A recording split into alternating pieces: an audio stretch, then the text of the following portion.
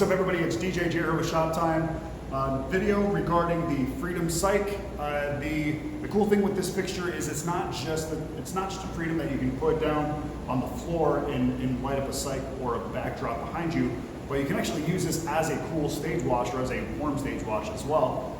Basically, you have your connection right here for your O clamp. Put your O clamp on there. You hang that from the truss, and it's going to give you a nice wide spread of light, which is going to light up the area really bright, and it's going to give you a very clean color mixing. Now, as you know, I'm big when it comes to the wash effects too, because that does do a nice spread of light. You can do some really cool color mixing with it, but this is going to be a little bit different because the color mixing in this is going to be a lot cleaner.